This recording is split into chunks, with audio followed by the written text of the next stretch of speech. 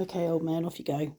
Okay, you've heard some of this before, so I'm repeating myself slightly. I've been basing my stowage patterns on this, which is a picture of a Sherman Firefly, I think round about August 44, after major German defeats, when they started to start rolling across Northern Europe. And there's quite a few pictures of this gun crutch arrangement. So I wanted to reproduce that without this huge roll of spare track. So I've arranged to have less track with a shelf built in. So there are several pictures of this gun crutch. There's quite a good one there, so I'm sort of using that as a model. I've got others. Where have I got others? Somewhere else. But all variations. It's not an official. I think it was a field modification, because the Sherman Firefly had a particularly long barrel, which stuck out a long way, which was for the time was unusual. I'll just put that back in carefully.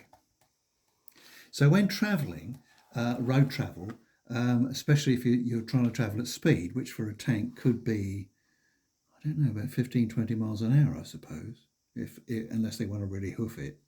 Having the barrel bounce up and down is not good for the bearings of the gun. So what's supplied as standard fit is what you can just see under there. There's a gun crutch there. And Shermans, when they were being loaded on tank landing craft and that kind of thing, would reverse the turret and then rest the barrel in that when it was lifted upright. That's the standard fitting. Oh, right. But I think what they discovered for road marches is that having a road march with your gun barrel pointing backwards, the other way is probably not a good plan. you could drive, but if it would be better just in case, You encounter even the if you enemy. think the German forces have retreated, then it's sticking out forward, which is where these field modification gun crutches are made. Whether they're made by Royal Engineers or local French blacksmiths, I've got no references, so I don't know. But I've just got those pictures, so I've had to make one. Let's have a look at your drawing first of all. Let's not have a look. It's that way up. Oh, okay. And I took measurements off this because it's got to straddle this length of track and then stick up. So I took measurements using a pair of dividers, drew it on there, and actually built this on there using plastic strip. You just buy this stuff as stock material for spares. So I had to cut those strips a little narrower and then bend it. So you've got a right angle bend all along its length to cut the lengths. All right. So and stuck those down with sellotape on here, bent the ends to go in the barrel. There's a cross member you can see in the pictures. Another cross member up here. There's a sort of, I've put a U-shaped crutch bit in there and additional brackets. I'm flying blind on this because there's no very good references, and clearly it was an unofficial thing done in the heat of campaign. So I'm having to guess, but they clearly would have had to put brackets in to clear the tracks and the rest of it. So I've put brackets on. I've used tiny little pieces of cut sprue to represent bolts, and my thinking is I'll put it in like that, so it's resting slightly against the tracks, and then that'll be it. So it will exist and show it, be there, Yeah. but actually the gun won't be sitting in it. No, because somewhere there's another picture. I can't find it just now.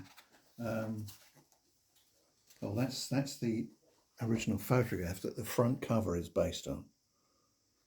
That's in use there, but there's another one somewhere, I'm sure. That one's not in use. That's clearly got the turret reversed into the rear gun crutch. I'm sure somewhere I've got another one of, I don't remember where, of just this gun crutch lying flat with the barrel loose. So it must have been anticipating action or something. So that's where I'm headed. quite pleased with that. It looks a bit.